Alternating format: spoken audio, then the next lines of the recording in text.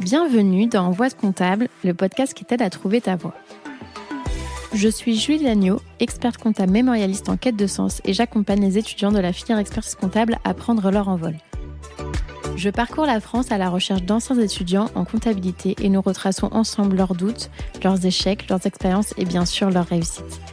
Aujourd'hui, ils sont experts comptables, commissaires aux comptes, DAF ou encore contrôleurs de gestion, parfois même professeurs ou entrepreneurs. À travers ces parcours inspirants, j'espère te montrer que non, en compta, il n'y a pas qu'une seule voie. Bonne écoute!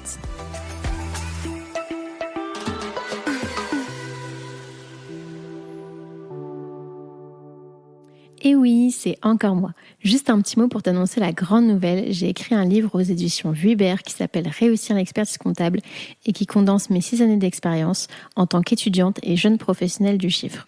Les 200 pages sont réparties en 3 grands thèmes qui sont l'état d'esprit pour se dépasser personnellement et professionnellement, les révisions pour décrocher ses diplômes et enfin la vie professionnelle pour trouver la voie qui te correspond.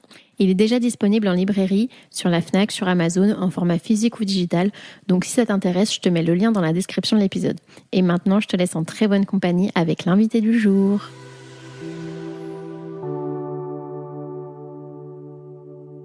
Bonjour Jason. Bonjour Julie.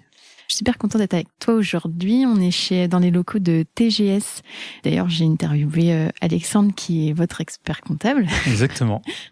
Donc, si je te raconte comment ça va se passer, on va remonter au tout début, savoir Jason, dans quel environnement il a grandi, quel type d'enfant il était, qu'est-ce qu'il voulait faire. Pour en arriver à ce que tu fais aujourd'hui, est-ce que tu peux nous expliquer qui tu es et ce que tu fais?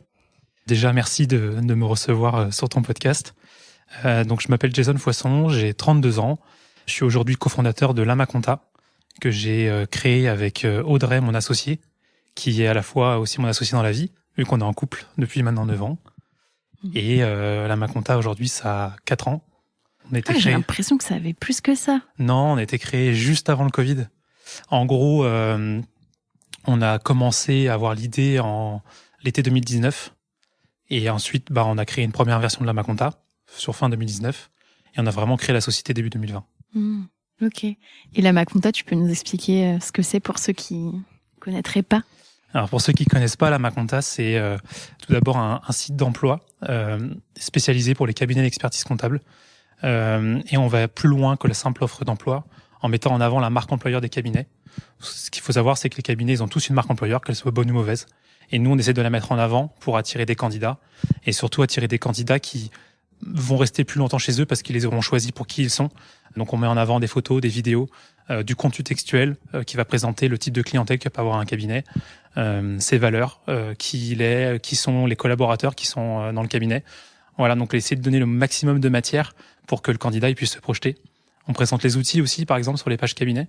Il y a des badges aussi. Ouais, il y a des badges qui vont être, par exemple, équilibre vie pro-perso, cabinet qui a des engagements RSE, télétravail possible.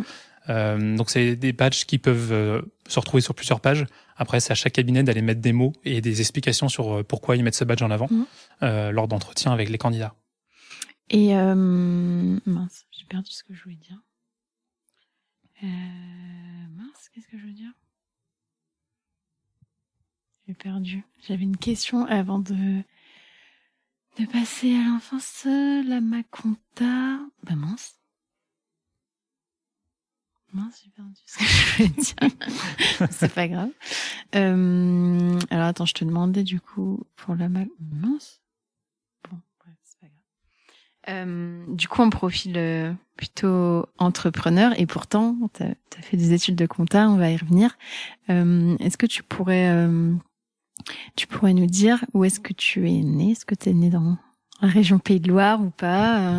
Alors, je suis né en région Pays de Loire, mais pas à Nantes. Ma famille est originaire de Noirmoutier en Vendée. Et moi, je suis né à Chaland, donc juste à côté. Et du coup, par contre, mes parents ont déménagé en banlieue nantaise, à Bouaye pour être précis. Et moi, j'ai vécu toute mon enfance à côté de Nantes, quoi, globalement. Et tes parents, ils faisaient quoi comme métier? Alors, mon papa est ingénieur commercial et en gros, il vend des chambres froides pour essentiellement dans l'agroalimentaire. Et ma maman est mère au foyer et elle a eu pendant un temps un job d'assistante maternelle quand on était plus grand avec mes sœurs. Ok.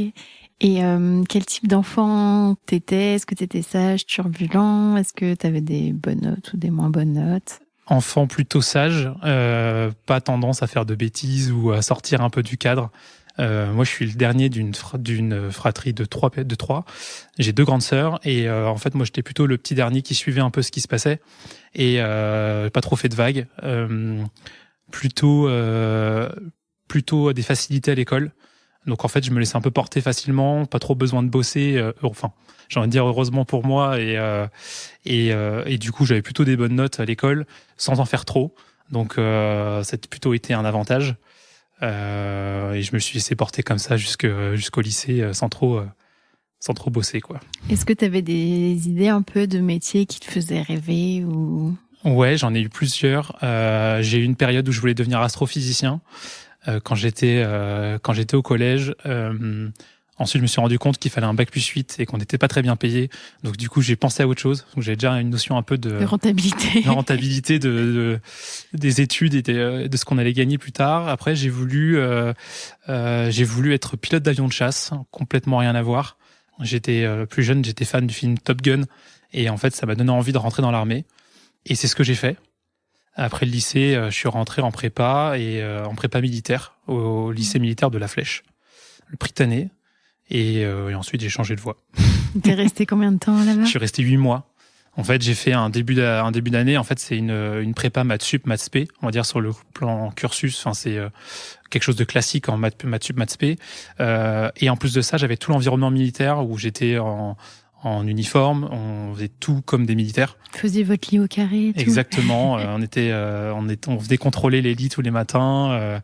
On faisait des pompes tous les jours, sport. Voilà, c'était environnement militaire. On n'avait pas le statut de militaire, mais on était vraiment dans ce milieu-là. Et ça t'a plu? Alors moi, j'ai bien aimé le côté militaire. Je pense que comme j'étais un enfant, mes parents me laissaient un peu faire ce que je voulais globalement, puisque j'avais des bonnes notes à l'école. Je faisais pas de vagues, donc en fait, ils n'étaient pas trop derrière mon dos. Et du coup, je pense que j'ai eu besoin à un moment donné de changer complètement d'environnement, d'avoir quelque chose de hyper cadré. Avec le recul, je pense que j'avais besoin de ça pour me trouver et savoir où était ma place. Donc j'ai beaucoup aimé un peu ce changement. Par contre, au niveau des études, j'étais pas très bon. Je pensais être bon en maths. Et en fait, quand je me suis rendu compte que les maths en prépa, il y a plus de chiffres et que des lettres, j'ai perdu le goût et le sens un peu de ça. Et je me suis dit, en fait, c'est pas ça que je veux faire. Puis en plus, en prépa, faut quand même plus bosser. Enfin, même si t'as des facilités, ça suffit plus pour... Ouais, et les facilités, ça, alors je sais pas s'il y en a qu'on a encore, mais pour moi, il y a plus de facilité en prépa. Faut bosser, il y a plus le choix. Et là, moi, ça m'est retombé dessus un peu ce côté où je me laisse porter, je bosse pas trop et du coup, ça l'a pas fait, quoi. Et donc, comment tu décides d'arrêter? Est-ce que t'avais des idées de quoi faire ou pas du tout? Alors, j'avais une vague idée dans le sens où, en gros, c'est à peu près en février-mars de l'année. Mes résultats de premier semestre montrent qu'en fait, je passerai jamais la deuxième année. Du coup, moi, je me dis que j'ai envie de faire autre chose. À ce moment-là, j'étais pas mal sur mon ordi. Je me dis, peut-être l'informatique, ça peut être pas mal. Mes parents me disent, tu peux arrêter. Par contre, tu bosses.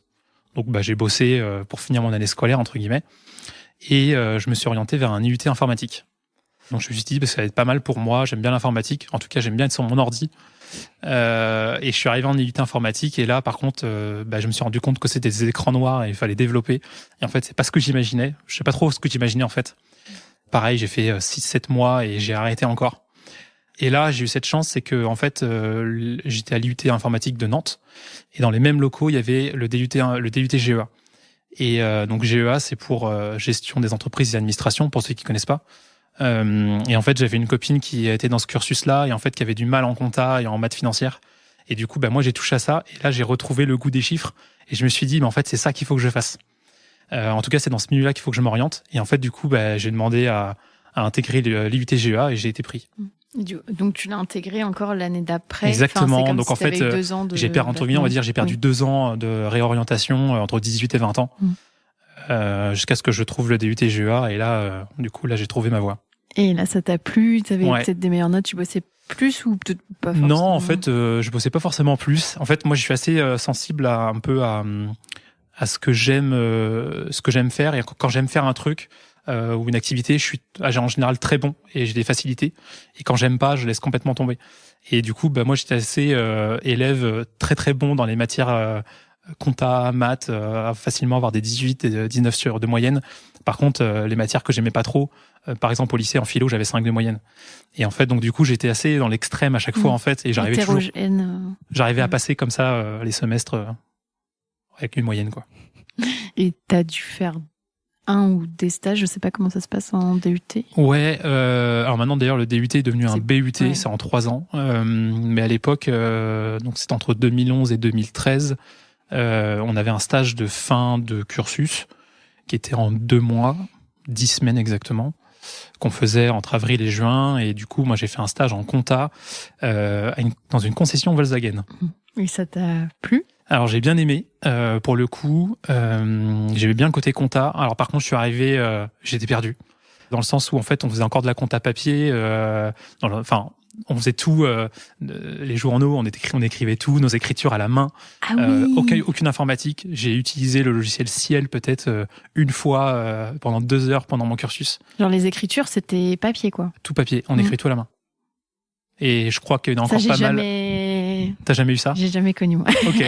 Non, c'était tout à la main. C'était vraiment, on prenait notre règle, on faisait nos petits grands livres et puis on écrivait nos écritures comme ça. Parce qu'en plus, ça, je me disais, mais si t'as des écarts ou des trucs ou une balance qui est, enfin, c'est pas un bilan qui est pas équilibré et tout, tu peux passer des heures et des heures parce que t'as fait une erreur de calcul. Faut l'avoir bon tout de suite. Et donc là, du coup, je débarque en stage, on me met devant un logiciel de compta, rapprochement bancaire, et là, j'étais là, waouh, j'ai l'impression de plus savoir faire de compta. Et j'ai eu un peu de mal du coup à me remettre dedans pendant ce stage, mais j'ai bien aimé parce qu'en fait moi j'aimais bien l'environnement des voitures et en fait même si c'était de la compta entre guillemets on va dire ça n'a rien à voir, j'aimais bien être d'avoir en fait la compta que j'aime bien appliquée à un secteur d'activité que j'aimais bien et à ce moment-là c'était les voitures et du coup c'était super quoi. Et alors après le DUT tu te dis que tu vas continuer? Ouais, alors après, j'ai ouvert mon champ des possibles dans le sens où j'avais toujours envie de faire de la compta, mais pas que. Je suis allé en école. Je crois que c'était pas le nom d'une campagne de com ou la compta, mais pas que. Ah, je sais pas, peut-être. Je crois. Ah oui, j'ai pas fait exprès, mais du coup, je suis allé en école de commerce à Montpellier. Alors pourquoi Montpellier? Mais c'est pas du tout dans le même. Non, en plus, l'école de Montpellier est pas du tout reconnue pour de la compta. Mais en fait, dans leur cursus, ils obligeaient à faire une année à l'étranger. Il y avait une année de césure obligatoire en entreprise. Et globalement, la dernière année de master, c'était une année plutôt en alternance. Et moi, j'avais bien ce parcours-là, en fait, qui était assez ouvert, et notamment pour l'année à l'étranger, parce que moi, je me connais. Et je sais que si l'année à l'étranger est une option, je ne le ferai pas. Alors que là, c'était obligatoire, et donc du coup, j'étais forcé de trouver un endroit où aller, et notamment je suis allé en Angleterre pour l'anglais. Donc tu t'es tu t'es dit je me connais, mais il faut que je le fasse, je sais que c'est bien. Exactement. Je sais que rationnellement en fait si je prends une école où c'est en option, je n'irai pas. Et donc du coup je prévois pour mon moi du futur qui aura la flemme. Exactement. C'est exactement ça. À le faire. Ah ouais, j'ai tendance à avoir la flemme et de faire des choses et des fois à me dire j'aimerais bien faire ça, et puis arrive sur le moment je le fais pas. Et donc là, je me suis mis dans un process où j'avais pas le choix. Donc ça m'a plutôt servi. Et donc ça, il y avait ce côté-là que j'aimais bien dans l'école de Montpellier. Mais par contre, zéro compta quoi. Donc zéro compta, c'est-à-dire que la première année, donc qui correspond à une L3, on revoit tout le programme de DUT-GEA en compta. Bon pour le coup, j'ai pas bossé du tout quasiment, et j'ai survolé parce qu'en fait c'était un truc, c'était même plus simple que ce qu'on faisait avant. Et l'année à l'étranger, en fait les parcours, c'est pas forcément des parcours de compta.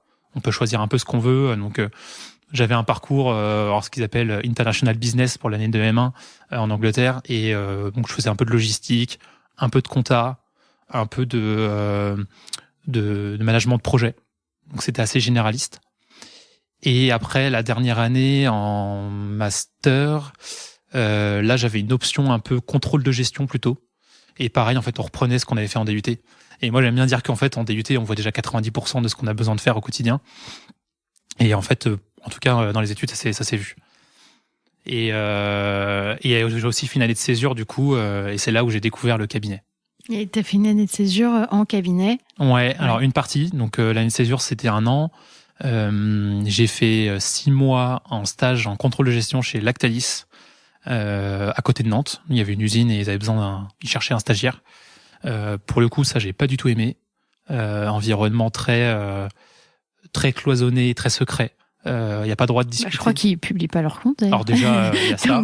Et puis je crois qu'ils publient leur chiffre, peut-être qu'ils disent leur chiffre d'affaires à peu près, mais et en gros, il y a même pas droit de discuter entre usines et de se partager des bons plans sur comment ils calculent le coût d'une matière, le coût de transformation. Chacun pour soi, quoi. Chacun pour soi. Et j'ai vu le DAF de l'époque se faire engueuler parce qu'il avait discuté avec la DAF d'une autre usine, quoi.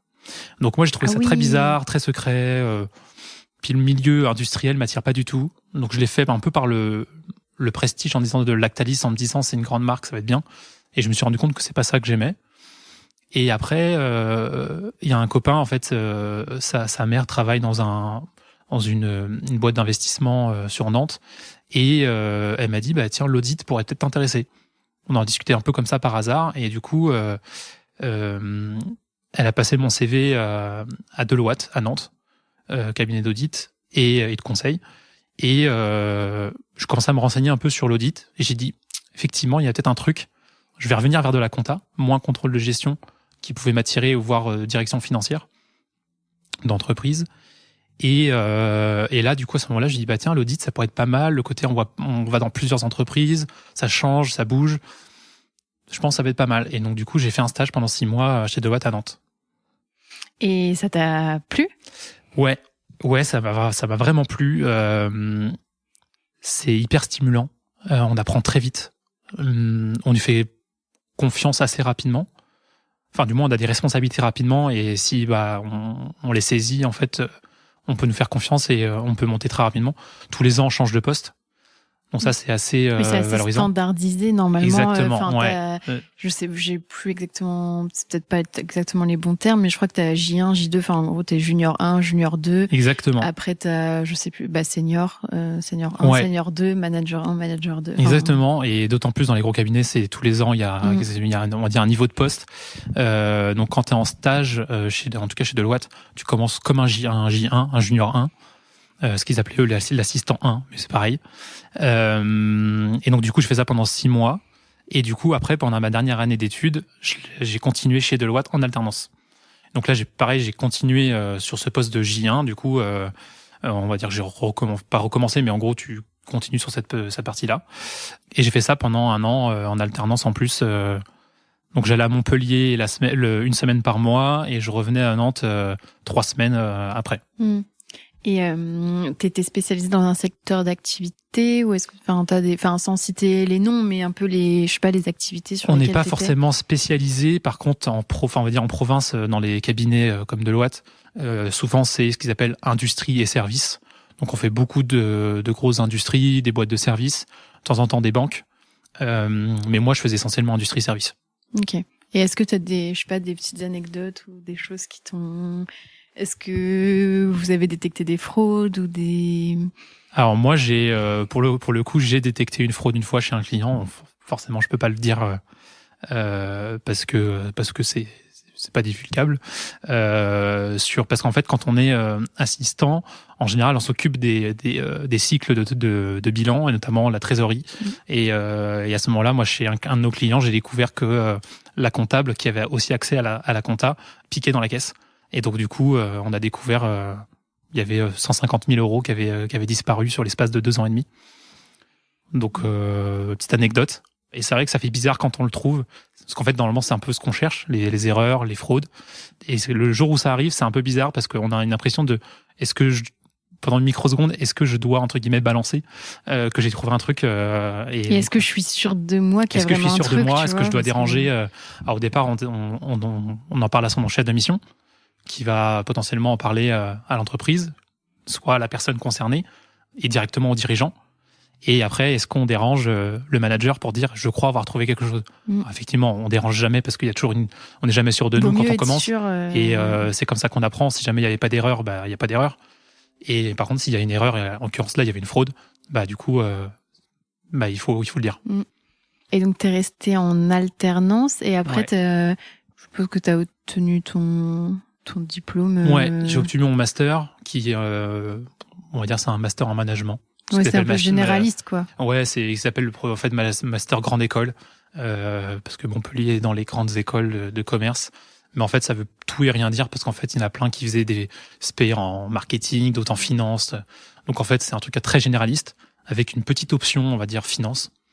Et du coup, je décide de continuer chez Deloitte en audit. Et donc là, je passe à un poste d'assistant 2. Donc du coup, un peu plus de responsabilité. De temps en temps du management de A1 et de stagiaires. Et ça doit pas être évident à gérer quand tu dois manager quelqu'un qui a genre 1 an, encore ça dépend parce que si la personne a redoublé ou après toi t'avais 2 ans aussi de battement, mais potentiellement tu peux être amené à manager des gens qui ont très peu de différence d'âge, voire qui ont un âge supérieur. J'ai managé quelqu'un qui était plus vieux que moi, qui avait 1 ou 2 ans de plus. Mais qui s'était réorienté aussi, et du coup, qui arrivait en A1 à 27 ans, 28 ans. Moi, j'avais 26 à ce moment-là. Et ouais, du coup, c'est très bizarre la première fois où on t'envoie en mission. En plus, moi, je t'ai envoyé, alors je crois que c'était en Normandie, la première que j'ai faite. Donc, je suis parti tout seul et je manageais 2 personnes qui étaient de Normandie, du bureau de Rouen. Et donc, du coup, on y va, quoi. Après, disons que comme le métier est très cadré, il n'y a pas forcément beaucoup de management humain à faire. C'est surtout du management technique et en fait expliquer comment ça fonctionne, quels travaux on fait, pour quelles raisons. Et en fait ça se fait assez bien parce que le métier est très cadré et les postes en tout cas en Big Four sont hyper bien cloisonnés, cadrés, donc du coup ça laisse pas trop de place à l'improvisation. Donc en fait on part pas non plus un peu la fleur au fusil. Finalement dès qu'on se raccroche à qu'est-ce qu'on doit faire comme tâche et comme cycle, on attribue, on explique, puis ça se passe très bien. Et puis finalement, il y a des avantages et des inconvénients, mais le fait que ça soit très cadré au niveau de l'évolution, du coup, ça permet aussi de légitimer le fait que même si je suis plus jeune que toi, vu que j'étais là avant, tu vois, je suis A2 et toi, tu viens d'arriver, donc comme tous ceux qui viennent d'arriver, tu es A1 et tu vois, je pense que tu as moins ce... Oui, et en plus, il y a quand même il favorise le fait de rester sur les mêmes missions. Et donc, en général, on va dire 80% du temps, t'as déjà fait les missions que la personne va faire. Oui. Donc en fait, tu dis, moi j'étais l'année dernière, c'est moi qui ai fait ça. Donc, c'est normal. Et donc du coup, je vais juste expliquer comment j'ai fait moi l'année dernière et comment tu dois reprendre cette année. S'il y a des nouvelles choses à faire, est-ce que tu dois reprendre la même chose? Donc du coup, et ça légitime encore plus. Peu importe l'âge qu'on a, en fait, on le regarde même plus. Et on le voit en fait juste d'année en année, la pertinence en fait que tu gagnes avec l'expérience de voir une boîte différente toutes les semaines. En fait, chaque année, on voit la différence en fait de technicité, de savoir en fait de chaque personne. Et donc du coup, en fait, entre A1, A2, senior 1 et après, en fait, il y a même pas de sujet sur la gestion et management. Et du coup, ça te plaît toujours autant? Je sais pas combien de temps t'es resté en... Du coup, j'ai fait 6 mois de stage, 1 an d'alternance, et ensuite j'ai fait 1 an de CDI. Et déjà, en fait, quand j'ai commencé mon année de CDI, je commençais à me dire, est-ce que j'ai pas envie de faire autre chose? Et ça s'est senti en fait dans mon boulot, j'avais moins de motivation et on me l'avait dit à un moment donné en entretien annuel en disant Jason, on sent que t'es un peu moins motivé, mais on continue avec toi en CDI et ça va le faire et voilà, ça va reprendre. En plus j'avais fait 6 mois de stage A1 plus 1 année d'A1 aussi, donc j'avais l'impression de refaire la même chose une deuxième année de suite et effectivement ça peut démotiver rapidement parce qu'en fait on retourne sur les mêmes missions, faire exactement la même chose. Quand on change de boîte et qu'on fait le même boulot, ça va parce qu'il y a toujours le changement de boîte qui fait que c'est nouveau. Mais quand on refait un peu la même chose, du coup, moi je suis quelqu'un un peu d'impatient et je déteste refaire ce que j'ai déjà fait. Et j'aime bien toujours avoir des nouveautés, tout le temps. Et du coup, j'étais un peu moins motivé. Et puis après, l'année d'A2 m'a permis de me remettre dans un nouveau poste, des fois aussi des nouvelles entreprises. Donc ça a été super enrichissant. Et puis après, au bout d'1 an, j'ai eu envie de faire autre chose. Et tu savais ce que tu avais envie de faire ou... À ce moment-là, donc là on arrive en fin 2018 à peu près, je pensais me réorienter vers une direction financière. je m'étais dit, peut-être que passer par la case compta en entreprise, voire, je sais pas, responsable comptable ou un poste soit de RAF ou voilà, dans ces eaux-là, aurait pu me plaire. Et t'as testé Pas du tout. Pas du tout. Donc Audrey, qui est ma compagne et aussi mon associée aujourd'hui chez La Maconta, elle arrive en fin de cursus master et elle avait un projet en fait de création d'entreprise en tant qu'étudiante et elle s'est dit en fait j'aimerais bien le lancer et du coup elle m'a rattrapé au vol en me disant t'as envie de changer de boulot, viens avec moi. C'était quoi ce projet? Alors ça s'appelait Suit Up. On va dire c'est les prémices de La Maconta, orienté aussi sur le côté recrutement RH. L'idée c'était d'aider les étudiants à s'orienter et notamment à faire leur premier réseau professionnel et à trouver leur stage d'alternance. Alors le projet a pivoté 3 fois, on va dire à peu près. Au départ, c'était une plateforme où on mettait en fait des professionnels entre guillemets à disposition et les étudiants pouvaient prendre rendez-vous avec eux pour 1 heure de rendez-vous, un café et leur poser des questions, faire des enquêtes, ce qu'on appelle les enquêtes métiers. L'idée c'était de dire t'es étudiant, tu sais à peu près ou pas trop ce que tu veux faire, va poser des questions à des pros que nous on va aller chercher qui sont prêts à prendre du temps. Et du coup tu vas faire ton réseau et en plus potentiellement trouver un stage, même si c'est pas le but premier, c'est d'abord de savoir ce que font les gens en fait. En fait, par exemple, on a des idées de métier en tête et en fait, on ne sait pas exactement sur le terrain ce que c'est.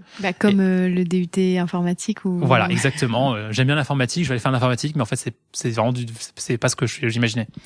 Et donc du coup, ça a été ça. On n'a pas trouvé de business model sur ce plan-là. En tout cas, nous, on n'a pas réussi. En fait, je pense que ça répondait à un besoin peut-être que Audrey ou vous deux aviez eu quand vous étiez peut-être étudiant ou lycéen, mais oui, faut qu'il y ait quelqu'un qui soit prêt à payer pour ce service-là. Et quand t'es étudiant, t'as pas forcément trop de moyens. Ouais, alors aujourd'hui, il y a une boîte qui fait ça et ça fonctionne.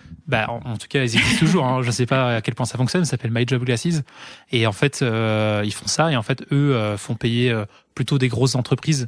Et après, derrière, ils ont de la data en fait sur quel type d'étudiant vient les voir et ils recrutent aussi comme ça en fait pour des plus jeunes. Mais c'est plutôt des boîtes qui ont besoin de recruter des jeunes et du coup là-dessus je pense que ça fonctionne. Donc nous on n'a pas réussi à trouver de business model en tout cas à ce moment-là là-dessus.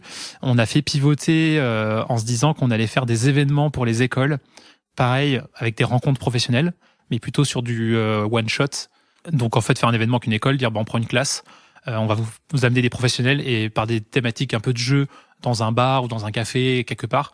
L'idée c'était de en fait faire des rencontres et potentiellement pareil tu poses des questions à un professionnel pour découvrir ce que tu peux faire demain. On a fait un test et on s'est vite rendu compte qu'on n'avait pas envie de faire de l'événementiel. Je sais pas s'il y avait un business model sur ce plan-là. Est-ce que ça dépend aussi des écoles parce Exactement. Que je sais qu'en fonction de si t'es public privé, t'as plus ou moins de marge de manœuvre pour payer ce genre d'événement. Exactement. Et les écoles, c'est très compliqué à faire payer une école. Donc du coup, nous, on a fait un test avec une école qui nous a dit l'année prochaine, nous, on vous paye, parce que là, on l'avait fait gratos pour tester. Et elle a dit l'année prochaine, on le refait et on vous paye. Mais nous, on n'était pas prêts à faire ça en fait de notre vie et de faire des événementiels, c'était pas pour nous. Donc du coup, rebelote, on rechange. Et là, on s'est dit, on va faire une plateforme de recrutement inversée, dans le sens, on va dire, une CV Tech, mais améliorée. Où en fait, le candidat, il dit qu'il recherche un poste. C'était toujours orienté étudiant et on va dire stage alternance. Et l'idée, c'est d'aller mettre des choses qui sortent de l'ordinaire. Enfin, de l'ordinaire. Qui sortent de j'ai 2 ans d'expérience, j'ai fait un stage, j'ai fait telle école. C'est-à-dire, en fait, est-ce que tu aimes le café ou le thé? Est-ce que tu veux faire des travails? Alors, plein de choses sur qu'est-ce que le candidat voulait autour du poste. L'environnement. Environnement de travail, exactement. Et en fait, on donnait accès à cette base à des pros qui cherchaient des stagiaires et des alternants. Et du coup, ils faisaient contacter comme ça. Le problème qu'on a eu, c'est que on a fait fureur au niveau des étudiants qui galéraient à trouver des stages, communication, le cinéma. Étonnamment, on a trouvé plein d'étudiants dans le cinéma. Et par contre, les entreprises qui voulaient accéder, c'était plutôt pour du développeur, pour de la compta, pour. En fait, chacun allait parce les entreprises qui avaient beaucoup besoin de stagiaires qui n'arrivaient pas à trouver, en fait, ils n'étaient pas déjà sur la plateforme. Mais il n'y avait pas. En fait, il y avait un problème de matching entre le besoin et la demande. En fait, l'offre et la demande, c'est que les étudiants qui avaient une offre, c'est qu'ils trouvaient pas de stage, mais il y avait personne pour les recruter en face. Et les besoins des entreprises, il y avait pas de candidats en face parce qu'ils étaient déjà recrutés. Donc on a fait merde, il y a un mismatch en fait dans l'offre et la demande. Et donc du coup, c'est là qu'on s'est dit qu'il fallait changer. Donc changer 2 choses. C'était ouvrir pas que stage et alternance. C'est ce qu'on a appris. Suitup, ça a duré, on va dire, entre septembre 2018 et juin 2019. Et en fait, ce qu'on a appris...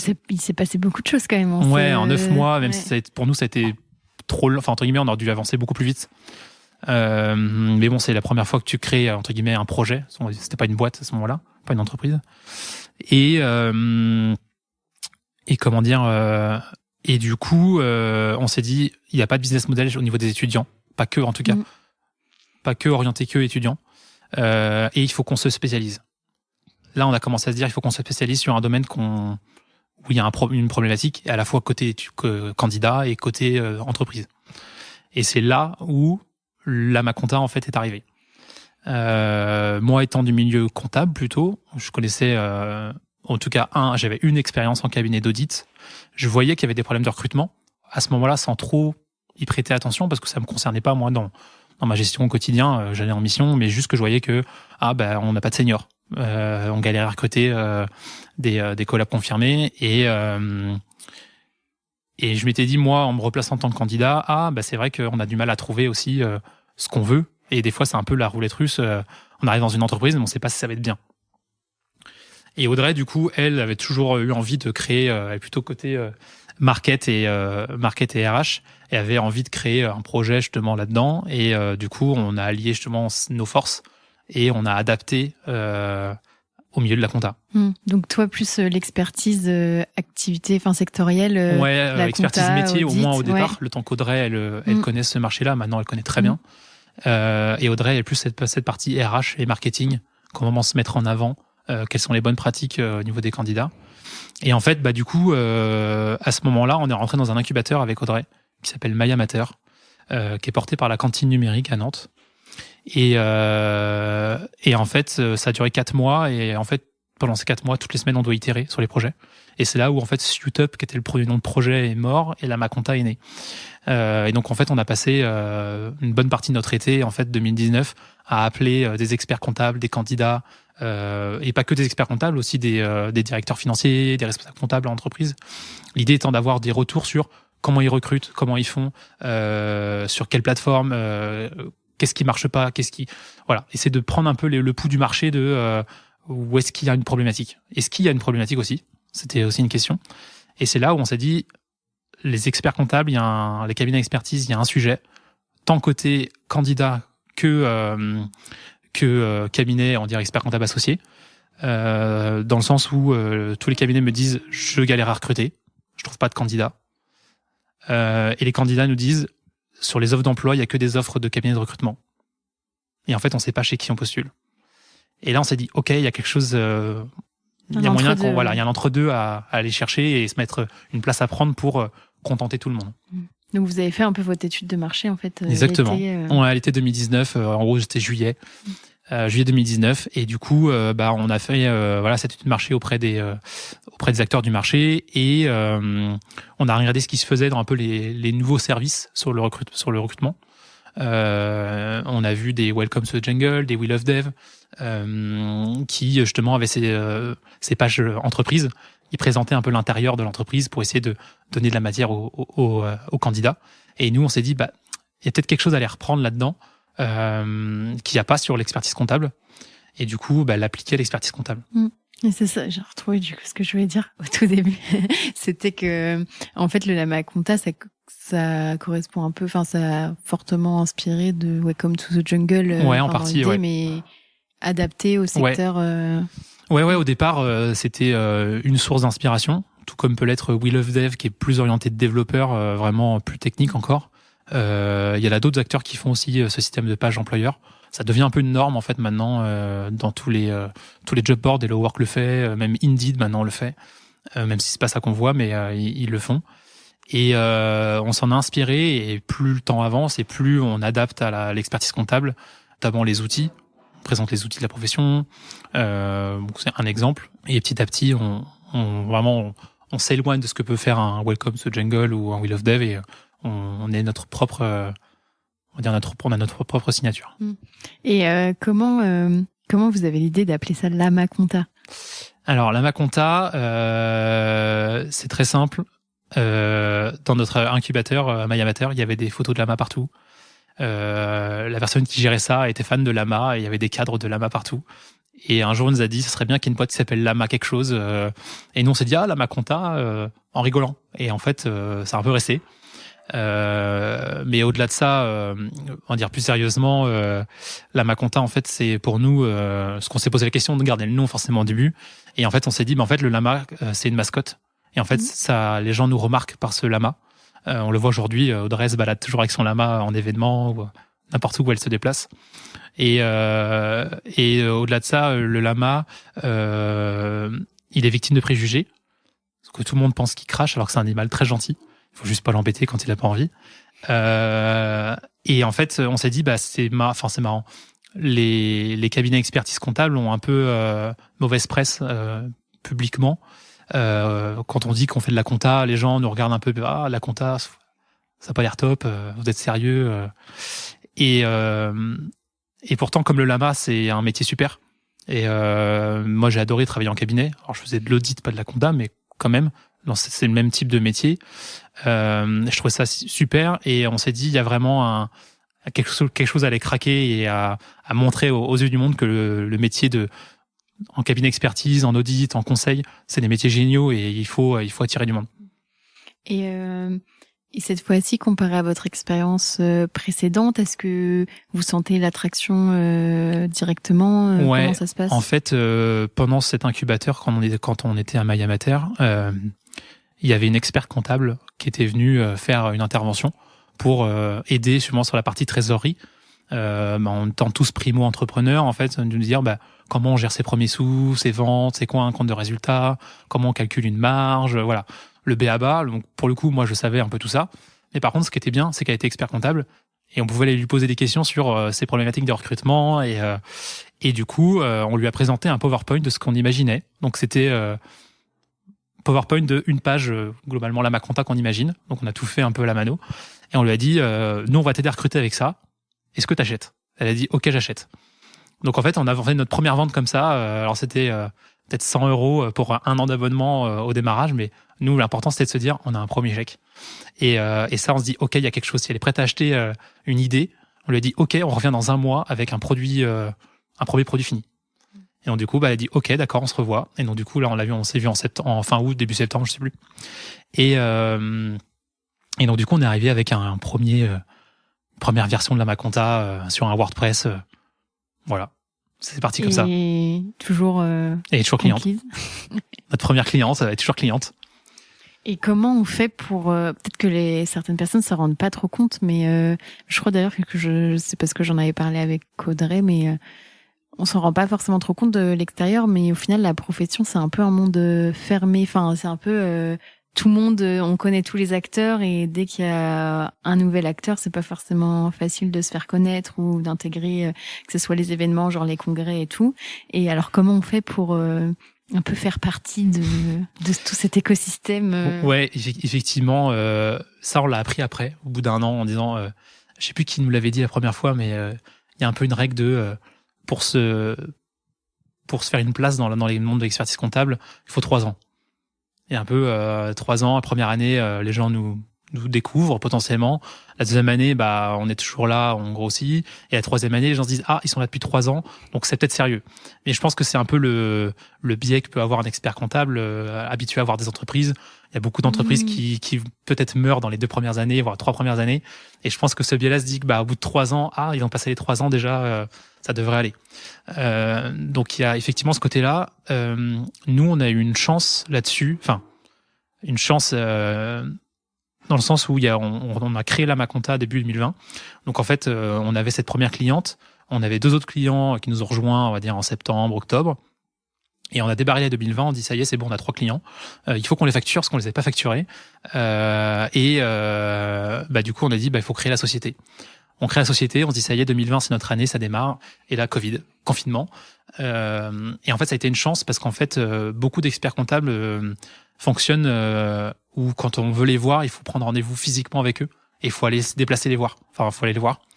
Et nous, on se dit ça va nous coûter une fortune. On démarre le projet. on fait entre guillemets une marketplace. Donc pour lancer le projet, il faut à la fois des cabinets, à la fois des candidats.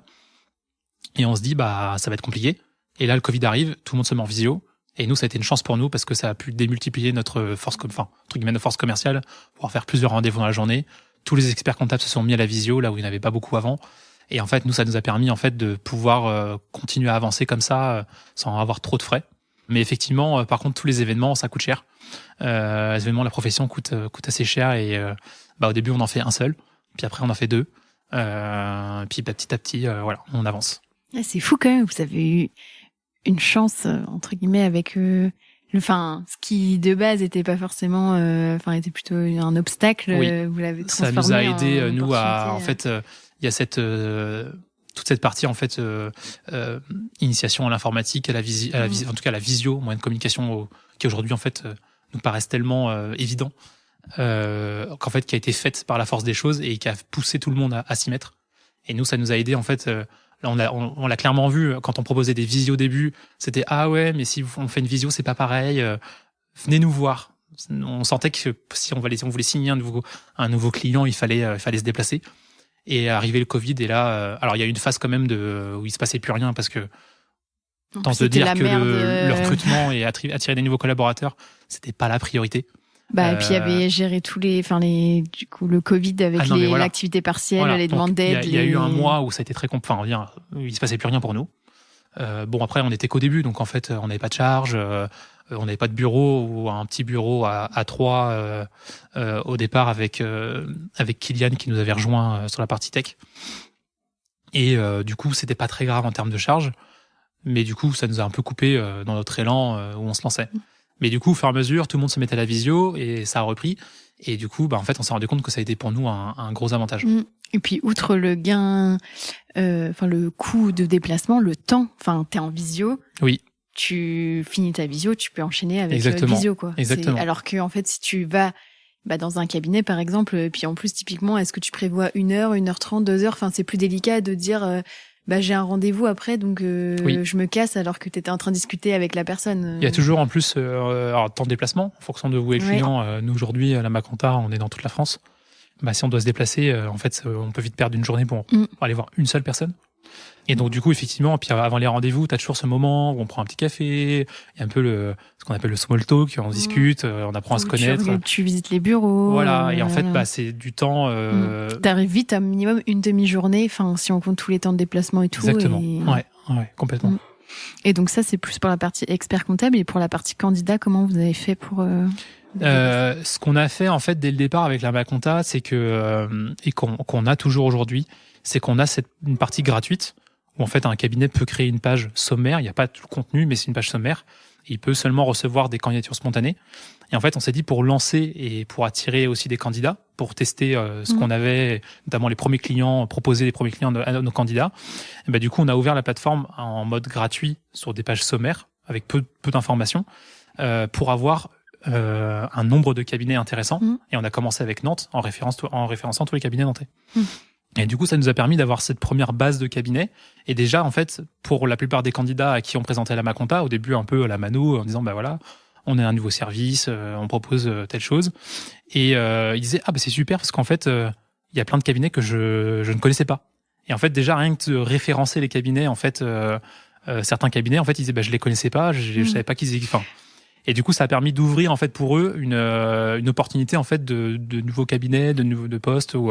Parce que outre le côté difficulté de recrutement, et je pense que c'est de mieux en mieux quand même aujourd'hui, mais au niveau de la communication, je pense qu'il y a plein de cabinets qui n'ont pas forcément de fiche Google My Business, qui n'ont pas forcément de site internet, qui n'ont pas forcément de page LinkedIn. Et donc en fait, le problème, en tout cas, il y a beaucoup de gens aujourd'hui. En fait, si on te trouve pas par internet, en fait, on sait pas que tu existes, à part si t'as un fort bouche à oreille. Et donc, je pense que au-delà de la partie recrutement, vraiment, en fait, ça répondait aussi à de la visibilité pour les cabinets. Exactement. Ouais, il y a ce côté-là où en fait, il y a une grosse partie encore de la profession qu'on ne voit pas, que nous on se rend compte, on ne voit pas sur les événements, qui se déplacent pas dans les événements de la profession. Et qui sont pas, comme tu dis, qui sont pas sur internet, sont pas de site internet, ou alors un site qui est tellement ancien que On n'a pas envie d'aller le regarder. Vaut mieux pas voir le site parce que ça va donner une super mauvaise image. Ça va desservir le cabinet. Et donc, du coup, en fait, nous, on a été de faire ce travail un petit peu au départ, comme ça, pour essayer d'avoir un premier pool de cabinets inscrits. Et du coup, ça a lancé comme ça. Et donc, au début, les pages sont gratuites, mais à un moment, faut. En fait, faut convertir, on a déjà eu cette partie payante dès le départ. En fait, on proposait une partie payante. Mais du coup, on s'est dit, on veut pas lancer une plateforme avec 2 cabinets, 3 cabinets. Il nous fallait plusieurs dizaines de cabinets pour que les candidats puissent se dire c'est intéressant de passer par vous et est-ce que les informations qu'on présente sont intéressantes. Il y a ça aussi après. Et donc, c'est au fur et à mesure d'entretien avec les candidats qu'on s'est dit, ils ont besoin de voir ça, ils nous disent qu'ils veulent ci. Du coup, on adapte au fur et à mesure. Et du coup, on avait 3 clients et après, du coup, on avait référencé gratuitement plusieurs dizaines de cabinets déjà sur Nantes au départ. Et ensuite, par la force des choses, on a eu des clients, je pense aujourd'hui TGS France qui est client chez nous. En fait, TGS France, ils sont partout. Enfin, ils sont dans plein de départements. Partout. Ils sont partout. Non, mais en gros, comme ils ont plein de bureaux dans plusieurs départements, en fait, nous, comme on fait l'effort d'aller référencer chaque adresse du cabinet, parce qu'en fait, souvent sur les sites, ce qu'on voit, c'est qu'un cabinet peut être présent avec une page. En fait, on voit quoi ? On voit le siège. On voit juste l'adresse, on dit TGS, ils sont à Angers, enfin à Beaucouzé pour le coup. En fait, nous on s'est dit non, on va les référencer chaque bureau parce que c'est important que le candidat, quand il cherche un poste et qu'il cherche à, je dis une bêtise, à Caen, qu'il voit TGS Caen, du coup il peut postuler à Caen précisément.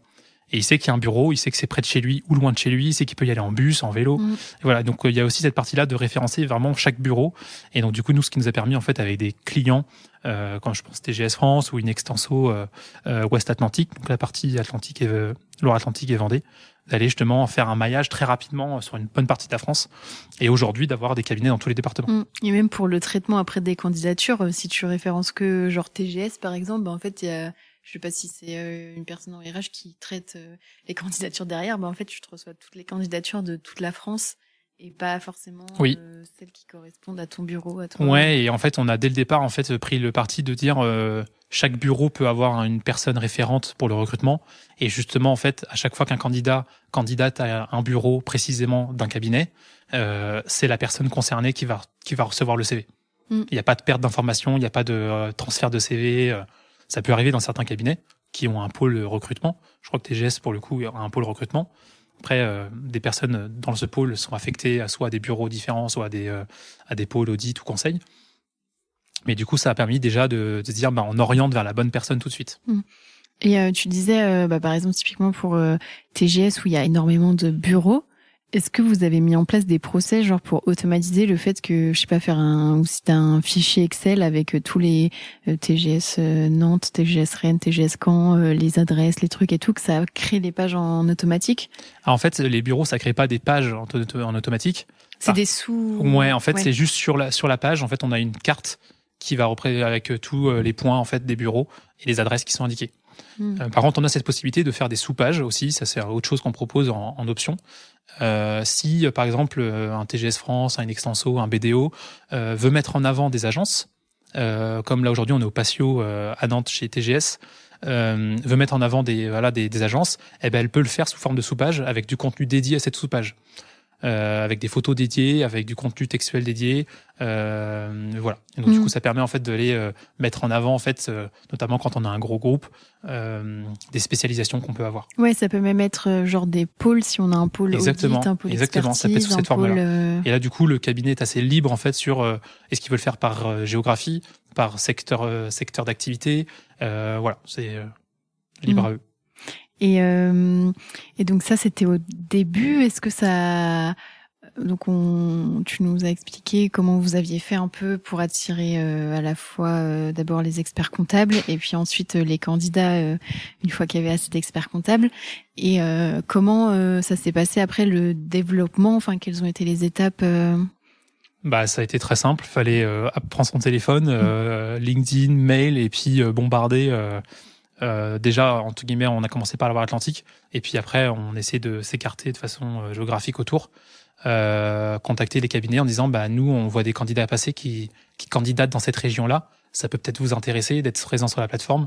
Puis petit à petit, on a un client, 2 clients, 3 clients, 4 clients. Et puis, on voit que le terme marque employeur parle de plus en plus, même si c'est pas encore pour tout le monde. Mais du coup, on sent de plus en plus de cabinets qui sont sensibilisés en disant, c'est vrai qu'il faut que je fasse plus de choses pour attirer et montrer qui je suis. Beaucoup de cabinets, et encore ils passent aujourd'hui beaucoup par cabinet de recrutement, et ils se rendent compte que le cabinet de recrutement, il est là pour placer quelqu'un, mais il n'est pas là pour faire parler du cabinet en bien, montrer qu'est-ce qui est intéressant. Et donc du coup, ça travaille pas la marque employeur du cabinet. Et puis en plus, limite, le cabinet de recrutement, ça peut être dans son intérêt que la personne... Enfin, en fait, vu que tu es payé par rapport au recrutement, Oui. en fait, si la personne repart et que tu la replaces ailleurs, toi, Oui. t'es payé 2 fois. Exactement. Et ça, c'est des retours qu'on a eu beaucoup de cabinets en disant, ce même cabinet de recrutement a, entre guillemets, repris mon collaborateur pour le placer ailleurs. Nous, ce qu'on se rend compte avec le temps, c'est que en fait, les candidats qui sont placés par cabinet de recrutement, souvent, c'est des mêmes types de profils qui vont être sensibles, ils vont pas forcément être très engagés dans le cabinet. Ils vont plutôt être engagés par où est-ce qu'on me place, et ils sont assez ouverts à je suis payé 2000 € de plus là-bas, envoyez-moi là-bas. Alors que les gens qui vont faire l'effort d'aller chercher le cabinet où ils vont être bien sont des gens qui vont rester plus longtemps. On n'a pas encore de stats précises sur le sujet, mais nous, c'est ce qu'on voit, où en fait, les candidats qui ont choisi, ils restent plus longtemps. Parce qu'en fait, ils n'ont pas choisi un salaire. Ils savent que le salaire leur correspond, c'est dans leur niveau de ce qu'ils veulent. Par contre, ils ont choisi un environnement de travail. Et ça, c'est super important. Oui, outre les critères financiers, après, Ouais. je pense que c'est aussi un biais qu'on peut avoir en tant que candidat, c'est qu'en fait, si l'entreprise, en l'occurrence le cabinet, dégage pas une marque employeur, en fait, tu sais pas comment c'est à l'intérieur. Donc, en fait, si tu sais pas, tu vas te baser uniquement sur le critère objectif que tu as, c'est-à-dire le salaire, parce qu'en fait, tout le monde va dire il y a une super ambiance dans le cabinet. Et donc, du coup, tu vas te baser uniquement sur ce critère-là, alors que finalement, si tu postules et si tu choisis en connaissance de cause, même des fois, il y a des candidats qui font des entretiens avec plusieurs cabinets et qui vont se dire, en fait, ok, là, j'ai peut-être un peu moins, mais j'ai tel avantage que j'ai pas dans l'autre. Et en fait, si tu peux vraiment avoir une vue d'ensemble de quels sont tes avantages, il y a pas que le financier. Bien sûr que non, forcément, en fait, t'es plus engagé, parce que tu choisis. Genre, je sais que je choisis pas le cabinet qui me paye le plus, par exemple. Ouais, et en fait, l'un des intérêts de la Maconta, c'était de dire, en fait, on aide les candidats à pousser la porte du cabinet, à aller à l'entretien. Nous, c'est vraiment ça qu'on va aller chercher. Et justement, en fait, des cabinets qui n'arrivaient pas à... Enfin, il y en a plusieurs qui nous ont dit, c'est con, quand j'ai des candidats en entretien, je les convertis tous, j'arrive tous à les recruter parce que j'ai plein de choses à proposer. Par contre, personne postule. Il y a que quand j'ai les cabinets de recrutement qui m'envoient des CV que j'arrive à convaincre. Et du coup, nous, on essaie de permettre ça en disant, en fait, nous, on va te permettre que le candidat, vitrine un peu. Exactement, que le candidat, en fait, il voit un peu l'intérieur sans trop s'engager parce qu'il a pas trop envie de s'engager au départ. Il veut pas faire 30 000 entretiens. C'est quelque chose de quand même qui peut être très épuisant de faire plein d'entretiens. Ça prend du temps. Puis plus on en voit, puis des fois on peut être perdu parce qu'il y a plein de choses différentes ou qui sont pareilles, mais du coup on a du mal à se décider. Et donc du coup, nous, c'est de dire, on montre une vitrine. Le candidat, il peut déjà un peu se projeter, se dire, ok, c'est no-go direct, ou ça mérite d'aller voir plus loin. Et du coup, c'était un peu ce service qu'on proposait en plus pour le candidat et qui permet justement d'aller déclencher des entretiens là où il y aura peut-être il n'y aurait pas eu. Et est-ce qu'il y a des problématiques ou des choses que vous avez vues, en gros des mauvaises pratiques que vous avez vues passer? À l'inverse, est-ce qu'il y a des bonnes pratiques, genre de cabinets que vous avez vues où vous vous êtes dit ça c'est trop bien de mettre ça en place, on n'y avait pas pensé, c'est original? Alors des bonnes pratiques, j'ai pas d'exemple en tête direct. Pour les mauvaises pratiques, t'en avais plus? Alors les mauvaises pratiques, il y en a plein, mais c'est pas forcément que les cabinets d'expertise, mais c'est les entreprises en général. Les entreprises en général et certains cabinets, c'est quelque chose de très simple, c'est de pas répondre aux candidats. Première chose, en fait, comment avoir une bonne marque employeur, mais en fait, c'est en répondant aux candidats. En tout cas, comment ne pas avoir une mauvaise marque employeur. Ce qu'il faut savoir, c'est que quand on candidate à une entreprise et que l'entreprise ne nous répond pas, le candidat a une image négative tout de suite de l'entreprise. Et en fait, on se crée une mauvaise marque employeur, rien qu'en ne faisant rien. Qui peut après se diffuser s'il y a d'autres Exactement. personnes de l'entourage qui cherchent et on dit en fait postule pas là-bas, moi j'ai envoyé un CV, ils m'ont jamais répondu. Voilà. Donc même si la réponse n'est pas personnalisée, mais il faut le faire, c'est quand même mieux. Il faut répondre. Les candidats en fait, ils préfèrent avoir une réponse négative que pas avoir de réponse. Donc ça c'est la première chose. contacter le candidat 3 semaines après. Bah, en fait, on peut pas s'étonner que le candidat il ait déjà trouvé un poste. Aujourd'hui, le marché est hyper tendu. Si le candidat il postule, il faut l'appeler dans la journée, le lendemain. Sinon, il a déjà reçu 20 appels. Et là où il y a pour moi le plus de dégâts, c'est sur l'intégration. L'intégration, souvent, il n'y en a pas, de fait. On pense que le candidat, il arrive, il se met sur un poste et il travaille tout de suite. Bah non, en fait, il faut prévoir, en fait, notamment la pré-intégration. Il faut le rassurer, parce que souvent, entre le moment où on s'est dit OK, on signe le contrat, et l'arrivée réelle du candidat, il peut se passer 1 mois, voire 2 mois. Et en fait, bah, il faut maintenir une relation avec le candidat. Ça peut aussi le mettre dans les bonnes pratiques que j'ai vues, où en fait, beaucoup de cabinets, il y en a aussi des très bien, hein, c'est pas que négatif, heureusement, mettre en place un petit texto. On t'attend lundi, ton poste est prêt, une petite photo du poste. Nous, c'est ce qu'on fait aussi en interne. On envoie une petite photo du poste avec l'ordi, un mug, exactement, le t-shirt, la Maconta. On n'est pas obligé de faire tout ça, mais déjà, en fait, c'est de montrer au candidat qu'il se sent accueilli et attendu dans de bonnes conditions. Et voilà, après, ça peut être lui proposer tout de suite sa première journée, comment va se dérouler, voir sa première semaine. Faire des entretiens au bout d'une journée, au bout d'une semaine avec lui pour savoir en fait comment il va, comment ça se passe. Les rapports, rapport au retour d'étonnement. Le rapport d'étonnement, ouais, ça c'est quelque chose qu'il faut faire au bout de je sais plus, 2-3 semaines, 1 mois. Et en fait, c'est de dire en fait le candidat a vu globalement comment on fonctionnait, il a encore un regard neuf et du coup il peut apporter justement dire bah là justement comme le mot l'indique était un étonnement, ah bah là c'est super ce que vous faites, ou à l'inverse là je comprends pas du tout. Et du coup c'est de permettre justement voilà d'aller ressortir des problématiques dans les processus d'intégration entre autres. Il peut y avoir sur plein d'autres choses, sur la relation clientèle, sur comment ça se passe la relation entre collaborateurs et d'aller justement proposer des améliorations. Et pouvoir s'améliorer, ouais. Voilà, dans l'amélioration continue. Et donc en termes de mauvaises pratiques, ou de pratiques qui sont mal faites, je trouve que les entretiens, l'intégration, c'est là où il y a le plus de dégâts. Et après, du coup, les candidats aujourd'hui, ils n'hésitent plus à partir dès qu'ils sentent que ça va pas. Ils attendent pas 2 ans, 3 ans, peut-être comme ça se faisait à une époque. Aujourd'hui, quand ça va pas, en fait, le candidat, il part au bout d'une semaine ou 1 mois, en fait. Ouais, puis je pense que en fait, vu que c'est la première image un peu, la première impression que t'as, en fait, tu te dis si déjà l'intégration, elle est pas bonne, c'est que forte chance que le reste soit pas forcément bon non plus, quoi. Et pourtant, ça tient entre guillemets à pas grand chose en termes de tâches à effectuer. L'intégration, c'est juste plein de choses à programmer en amont et juste un petit message par-ci, un plan de la semaine, comment ça va se passer juste après.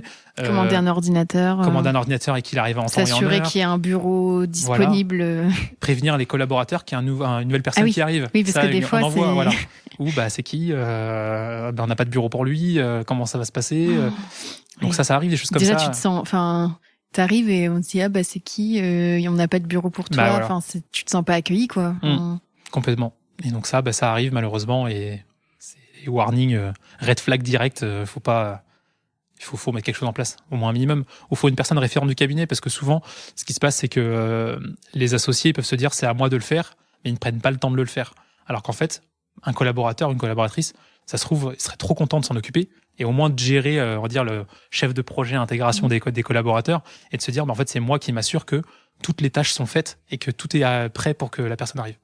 Et aujourd'hui, je crois que l'équipe de la Maconta s'est bien étoffée. Comment ça s'est passé, au niveau du développement? Quel poste vous avez recruté? Qu'est-ce que vous avez mis en place? Vous faites pas mal de contenu. Vous avez mis en place une stratégie de contenu. Peut-être qu'au début, c'était vraiment plus faire une démarche commerciale, d'aller chercher les premiers experts comptables, etc. en one-to-one. Mais est-ce que tu peux nous expliquer un peu Ouais, en fait, alors déjà on est 6 à la Maconta aujourd'hui. Donc il y a Audrey et moi qui sommes associés. Audrey s'occupe de toute la partie commerciale, communication, marketing, la représentation de la Maconta à l'externe. Et moi, je vais avoir toute la partie opération, produit, un peu de marketing aussi, et finance. Donc c'est comme ça qu'on se répartit nous entre nous. Ensuite, on a une personne au développement web, on a un commercial, une CSM, Customer Success Manager, qui s'occupe de la relation client. On a Judy qui travaille avec moi sur la partie compta et qui fait aussi du contenu, puisque en fait elle est étudiante en alternance et du coup elle a cette légitimité à aller proposer du contenu sur la compta. Et j'oublie personne, non, c'est bon. Et du coup, comment on a fait au départ? En fait, on a fait au début, on s'appuyait vachement sur l'image de nos clients, où en fait, on présentait nos clients, notamment sur les réseaux sociaux, en disant, voilà, tel cabinet travaille avec la Maconta, voici à quoi il ressemble, c'est quoi ses points forts, qu'est-ce que vous aurez comme avantage ou comme environnement de travail en arrivant chez eux.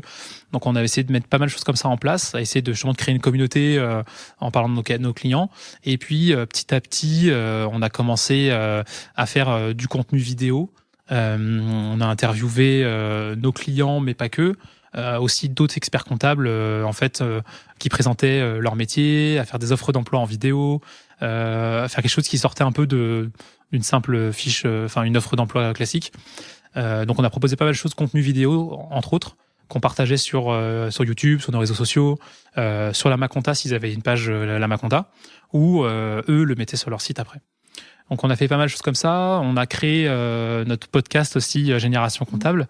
Je mettrai le lien pour ceux qui connaissent pas. C'est un peu dans le même mood que Voix de comptable, avec des interviews de professionnels plus des experts comptables. Ou moi c'est plus diversifié, je pense. Mais ouais, l'idée c'était, c'est toujours essentiellement parler de parcours d'experts comptables, comment on arrive à devenir expert comptable et notamment des parcours qui peuvent être inspirants.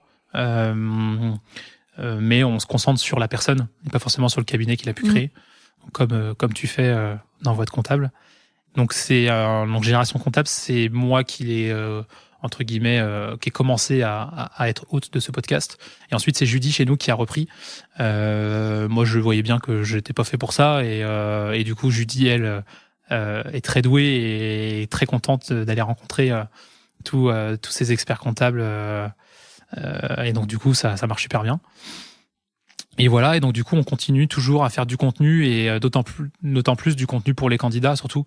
C'est à eux qu'on s'adresse tout le temps, et en fait toutes nos vidéos, tous nos contenus, on se dit que en fait c'est à destination du candidat pour qu'il puisse se projeter demain en fait dans son futur cabinet. Oui, parce qu'aujourd'hui je pense que vous avez beaucoup de cabinets, je sais pas combien vous avez. Alors, on a 400 cabinets qui sont présents sur la plateforme, et dans ces 400 cabinets on en a 150 environ qui sont clients. Donc qui travaillent leur marque employeur, qui la mettent en avant, avec qui on travaille et qu'on est en partenariat pour la plupart depuis 4 ans pour les premiers clients. Oui, donc vu que vous avez déjà quand même pas mal de cabinets, maintenant c'est surtout d'aller chercher les candidats qui sont la denrée rare. C'est notre focus est sur le candidat, sur comprendre leurs besoins et potentiellement faire évoluer la plateforme aussi demain selon leurs besoins, leurs envies, comment ils recherchent un emploi, parce qu'en fait ça évolue, les métiers évoluent. Demain on attirera des personnes qui n'ont pas forcément un cursus purement comptable. Des customer success managers. Par exemple, des gens qui ne font que de la relation client, qui n'auront pas entre guillemets à rentrer, à mettre les mains dans le cambouis de la compta, puisque il y a de plus en plus de compta qui est automatisé. De saisie en tout cas, et donc du coup plutôt des profils relationnels qui auront peut-être un background comptable mais pas forcément que ça, et donc du coup en fait ces personnes-là peut-être ne recherchent pas la même façon des postes aujourd'hui, et donc du coup il faut adapter la plateforme à ces personnes-là. Nous aujourd'hui on essaye justement de proposer, comme pour les cabinets, ils ont un outil de gestion de candidature. Eh ben, le candidat a aussi son outil de gestion de candidature, où il peut suivre en fait ses candidatures dans les cabinets auxquels il souhaite aller. Ouais, puis même je me dis, comme vous êtes une plateforme plutôt pour les cabinets, je pense que vous avez une certaine notoriété maintenant, aussi bien vis-à-vis des cabinets que vis-à-vis des candidats. Mais maintenant, comme tu dis, s'il y a des nouveaux profils qui de base se disent pas genre je veux absolument travailler en cabinet, c'est je fais ce job-là et tiens il y a ce job-là dans un cabinet, mais Exactement. Du coup ils vont pas aller de base sur la plateforme de la Maconta parce qu'ils sont pas du monde des cabinets. Exactement, ils cherchent pas forcément un cabinet tout de suite, ils se disent pas je veux travailler en cabinet comptable. Il y en a pour qui ça arrive, mais c'est pas je pense que c'est pas la généralité. C'est pas le truc où tu te dis moi je veux absolument travailler dans un cabinet. C'est vraiment ça. Et c'est pour ça que du coup on fait évoluer, on est toujours à l'écoute des retours des candidats, et même pas que en compta, de ce qui se fait, et de comment eux leur recherche fonctionne. Et donc du coup, on développe au fur et à mesure des choses pour eux. Et du coup, est-ce que tu peux nous dire concrètement, ça ressemble à quoi une journée dans la vie de Jason ? Mes journées ne se ressemblent pas. Se ressemblent pas. Si, globalement, comme je disais, moi j'ai cette partie, on va dire, opération. En gros, moi ma journée, ça commence, je vais regarder mes mails, c'est la base. Est-ce que j'ai pas un bug sur la plateforme ? Est-ce qu'il n'y a pas une candidature ça arrive qui saute et qu'il faut renvoyer au cabinet ou prévenir un candidat qui a eu un petit bug. Donc moi je regarde toutes ces petites choses là, ou si j'ai eu des cabinets qui m'ont contacté en me disant est-ce que une demande de fonctionnalité par exemple qui me demandent. Donc moi je prends un peu tous ces mails là et que je répertorie ou que je traite on va dire en début de journée. Ensuite moi je regarde les statistiques de la plateforme. C'est un des premiers trucs que je fais tous les jours. Ouais. C'est pas un peu anxiogène ou... Non, pas du tout. Pas du tout, parce qu'en fait, même si ça peut descendre, à certains moments, il y a toujours une raison et justement, on peut venir rectifier ça avant que ça soit dégringolade pour X raisons. En fait, moi, je regarde mes stats, je regarde s'il y a pas de problème sur la plateforme, tous ces petites choses-là. Au niveau des stats, c'est quoi comme KPI ? Vous avez peut-être le nombre de visites, le nombre de candidatures ? Exactement, c'est visites. Essentiellement, ce qu'on va regarder, c'est les visites de la plateforme. Alors moi, je les regarde de façon globale. Il y a Maël chez nous, notre Customer Success Manager, qui va les regarder en détail par cabinet. Et ce qu'on est en train de mettre en place pour que les cabinets puissent y accéder de façon automatique, ce qu'on n'a pas aujourd'hui, mais qu'on va avoir. Puis ça permet aussi de leur montrer le bénéfice d'être sur la plateforme. En fait, ça vous apporte quoi comme visibilité ? Voilà, exactement. Et nous, c'est ça aussi qu'on se doit de leur montrer quelle visibilité ils obtiennent grâce à nous. Donc moi, je regarde un peu cette partie-là en fait de façon globale, le nombre de personnes qui viennent sur la Maconta. Puis après, je vais rentrer un peu plus dans le détail de est-ce qu'ils viennent, ils partent, est-ce qu'ils se baladent sur le site, est-ce qu'ils candidatent, est-ce qu'ils candidatent pas, pour essayer de d'avoir toutes ces infos-là. Et du coup, essayer de toujours voir s'il n'y a pas un moment quelque chose qui coince. Est-ce que c'est la façon de faire, la façon dont la Maconta est construite qui fait que le candidat est perdu? Voilà. Et en fait, c'est tous les jours, petite amélioration par-ci par-là, soit corriger des problèmes qu'on peut avoir, ça arrive tout le temps, soit des améliorations à mettre en place. Donc autant sur la partie lamaconta.co, qui est la partie, on va dire, visible pour les candidats, et aussi notre outil qu'on propose au cabinet et aussi maintenant aux candidats, qu'on appelle nous le Lamadash, qui est alors pour le cabinet un outil de gestion de candidature et d'offres d'emploi. Il gère le contenu de la page aussi dessus. Donc du coup, moi j'améliore, on rajoute des nouvelles fonctionnalités, et petit à petit avec les retours, il y a toujours de l'amélioration continue. Et côté candidat, du coup, pareil, ils ont leur petit outil pour l'instant qui est assez simple de gestion de candidature, et au fur et à mesure, on rajoute des fonctionnalités avec le retour. Donc du coup, je regarde un peu comment tout fonctionne, comment les parcours se font et comment ils se font pas si des fois il y a des problèmes, pour corriger ça. Et donc du coup, ensuite je programme ma semaine, on va dire. Si je prends l'exemple du lundi, je programme ma semaine sur comment je vais soit régler les problèmes, soit mettre en place des nouvelles fonctionnalités. Voir s'il y a des nouvelles fonctionnalités qui peuvent être plus intéressantes que ce que j'avais prévu à la base. Et donc, du coup, je revois mes priorités. Donc là, avec Florian, du coup, qui lui sera plutôt sur la partie lamaconta.co et moi, Lamadash. Et en général, fin de semaine, c'est plutôt la partie finance. On regarde un petit peu...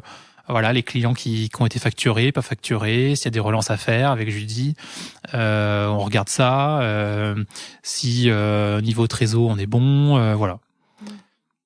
Et il y a une question qui me vient, c'est par rapport à ton précédent job en audit où tu nous as dit que tu étais un peu rapidement ennuyé, le fait de faire plusieurs fois la même chose.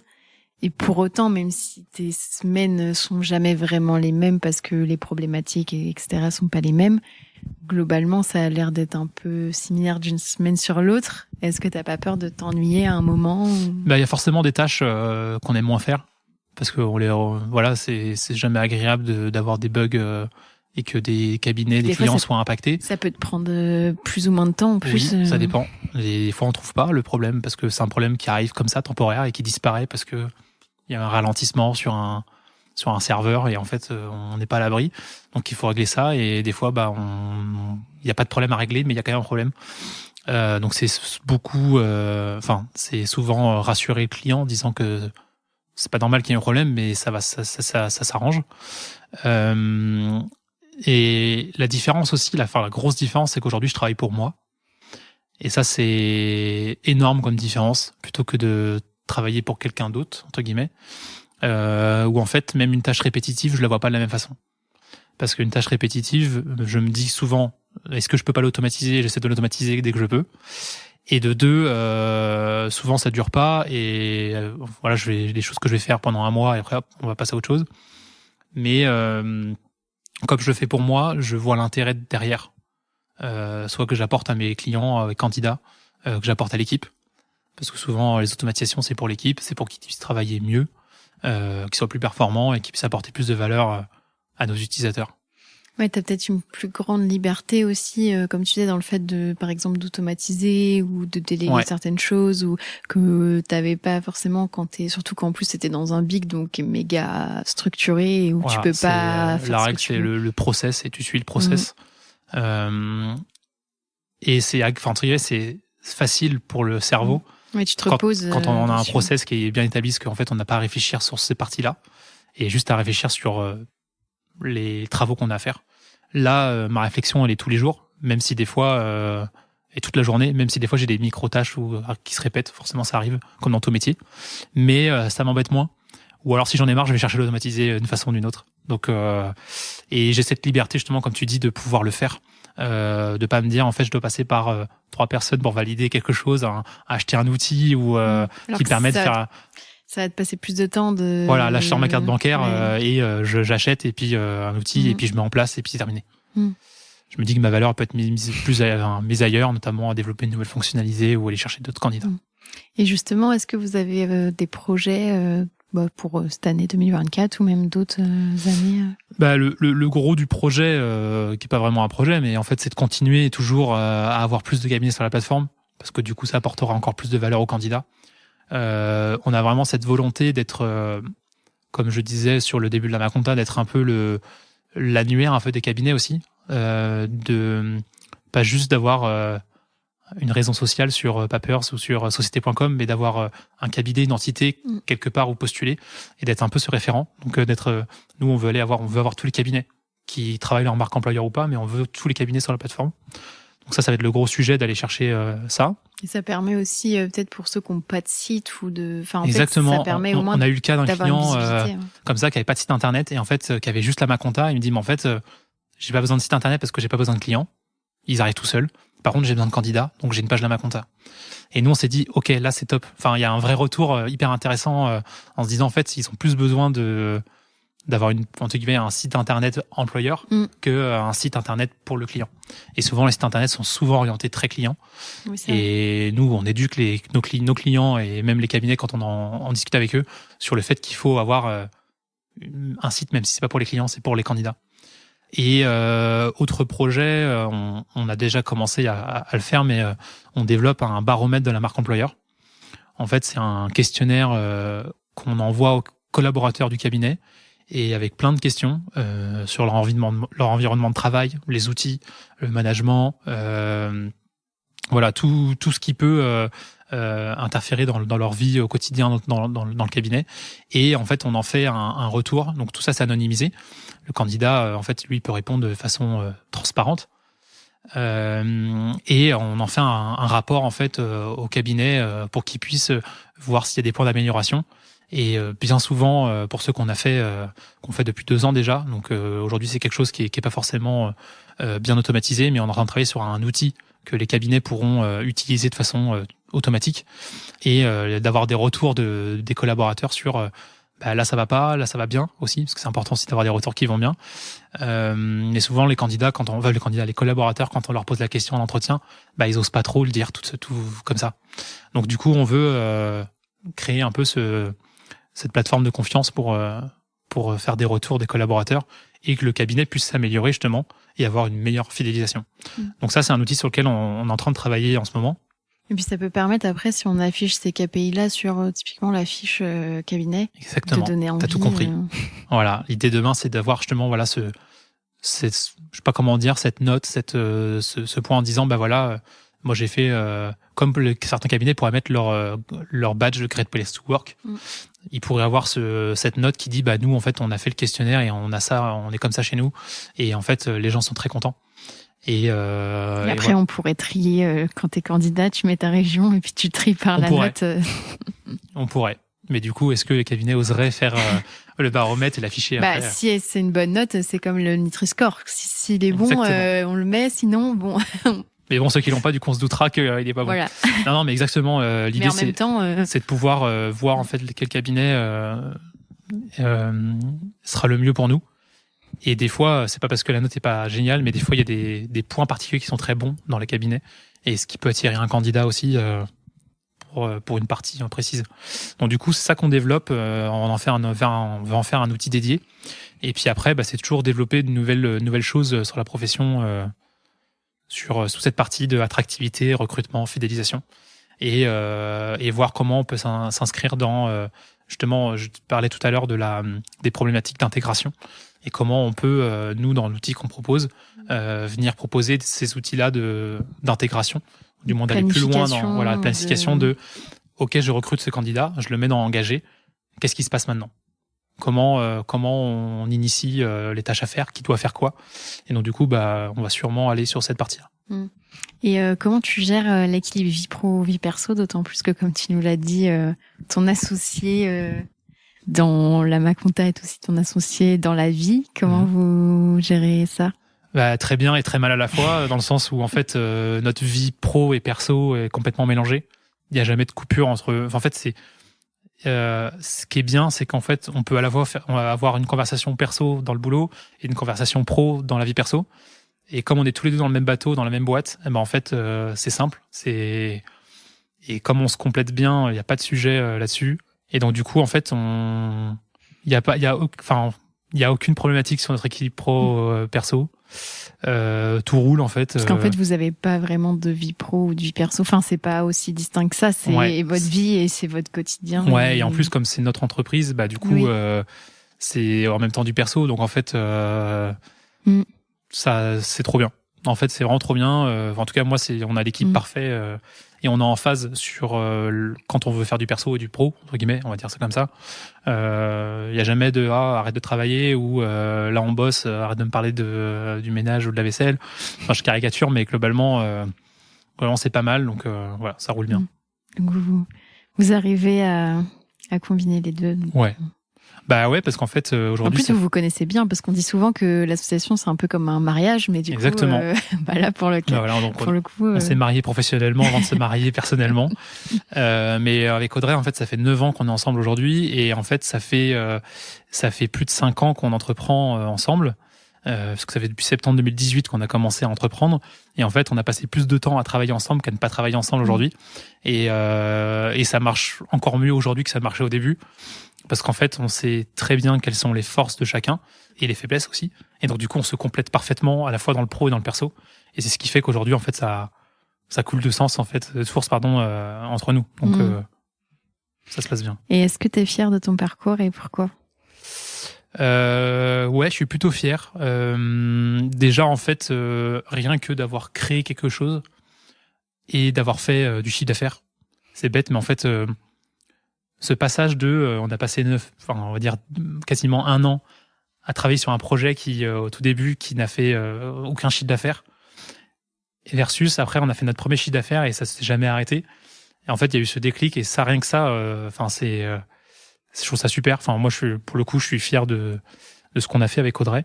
Quand je vois des retours de cabinets qui nous disent, merci beaucoup, on a fait tant de recrutements dans l'année, on n'aurait jamais eu ce type de candidature sans vous. En fait, on est trop contents. Et même aussi côté candidat où j'ai trouvé un cabinet que je connaissais pas, qui est trop bien. Ouais, exactement. Pareil. Enfin, dès qu'on a des retours positifs, on se dit c'est pour ça qu'on le fait en fait. C'est pour tous ces petits retours cabinet, candidat. On se dit ok, notre boîte, elle a le droit d'être là où elle est aujourd'hui et d'exister et elle fait quelque chose qui est pas juste faire de l'argent, quoi. C'est utile. Donc pour ça, je suis très fier. Et s'il y avait des choses à faire différemment, est-ce que tu les referais? C'est une question compliquée. Je pourrais dire non, parce qu'en fait, si j'avais fait différemment, peut-être que je serais pas là où j'en suis aujourd'hui. Et je suis que souvent les gens disent. Voilà, et je suis très content de là où j'en suis. Après coup, je pourrais toujours dire, j'aurais aimé ne pas perdre de temps dans ma réorientation au début à faire la prépa armée, informatique. et de passer directement à GEA. Mais en fait, peut-être que j'aurais pas apprécié de la même façon. Peut-être que tu n'aurais pas rencontré Audrey. Enfin, je sais Peut-être pas que quand j'aurais pas rencontré Audrey. Vous êtes rencontrés dans les études ou... Non, pas du Ah, tout. C'est plus actuel, c'est Tinder. Ah. Donc les débuts de Tinder. Ah oui, c'était au tout début alors. Ah ouais. 2014, on s'est rencontrés. Donc c'était les prémices de Tinder. Mais comme quoi ça marche. C'est un match aussi. Hein. Voilà, à chaque fois on se dit, on devrait leur envoyer un témoignage comme quoi les gens trouvent l'amour sur Tinder. Non, mais plus sérieusement, qu'est-ce que j'aurais pu changer si ce que je m'étais dit à un moment donné, c'était que de plus, à côté des études, lancer peut-être des side business ou essayer de faire des choses, tester des choses. Être dans le test et là où je me suis plutôt laissé porter par les études, comme j'avais des facilités notamment, en fait je me laissais un peu porter et je faisais pas grand chose en plus, mon côté un peu flemmard des fois. Mais si je devais faire quelque chose, c'était regarder ce qui se passe dans la tech, parce que c'est un monde qui m'intéresse énormément. J'adore voir ce qui se passe, et notamment les nouvelles technologies. Aujourd'hui, ChatGPT, par exemple, c'est sorti. Qu'est-ce qu'on a fait en fait? On a créé un petit module pour générer des offres d'emploi via ChatGPT. Et en fait, ça reprend le contenu de la page du cabinet, et en fait, ça leur propose une offre d'emploi qui pourrait leur correspondre. Et en fait, du coup, ce genre de techno, en fait, t'apprends en testant, et c'est hyper intéressant. C'est trop bien ça, en vrai, ça doit plaire. Je pense que c'est toujours, ça veut pas dire qu'il va pas y avoir de modif derrière, mais ça sert de base déjà. Exactement. À dire après qu'est-ce que je garde, qu'est-ce que je modifie. Aujourd'hui, c'est une version bêta qu'on a mis en place en test pour les cabinets, pour voir comment ça prend, comment ils l'utilisent. Et en fait, souvent, il y en a plein qui disent ouais, mais je sais pas rédiger mon offre d'emploi.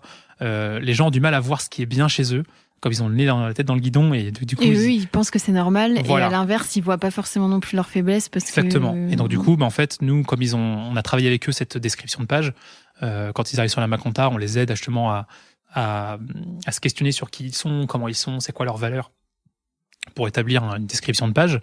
Et donc du coup, en fait, l'outil qu'on a mis en place, en fait, c'est il reprend cette page, et en fonction du poste qu'il recrute, le ton qu'ils veulent employer, et du coup, on propose une trame d'offres selon la trame qu'on propose nous, avec l'émission, ce que le poste nécessite en termes d'expérience, en termes de technique, ce que le cabinet propose au candidat, le process de recrutement, et comment le candidat peut évoluer ensuite dans le cabinet.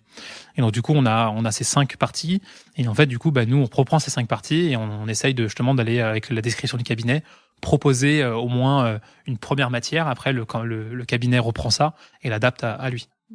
C'est top comme idée, je trouve. Ouais, c'est trop bien. J'ai mis ça en place, j'étais trop content et je lui dis mais c'est trop bien. Voilà. Et si tu avais un conseil à donner au Jason qui a 20 ans, donc peut-être qu'il commence son DUT GEA, je pense. Oui, exactement. Le petit Jason de 20 ans, c'est ça. Hein. Moi, je lui dirais teste des choses. Teste des choses, perds pas ton temps. Rien glandé. J'ai pas glandé toutes mes études, mais teste des choses à côté des études, c'est le moment pour le faire. T'as pas de besoin financier. J'étais encore chez mes parents, notamment en DUT. Et donc, du coup, teste des choses. Ouais, t'as rien à perdre. Ouais, exactement. Lance-toi. Bon, écoute, merci beaucoup, Jason, pour cette interview. Avec plaisir, merci à toi. À très bientôt. À bientôt. Merci. Félicitations, tu as été au bout de cet épisode. Aide-moi à faire connaître le podcast en choisissant parmi ces 3 options. Le plus rapide d'abord, c'est de me donner 5 étoiles sur ton appli de podcast préféré. Le second, c'est d'écrire un gentil commentaire pour m'encourager et pour faire plaisir à l'algorithme. Et bien sûr, tu peux aussi en parler autour de toi. Enfin, le top du top, ça serait forcément de faire les 3. Pour découvrir le prochain épisode, je te donne rendez-vous dimanche prochain à 10h.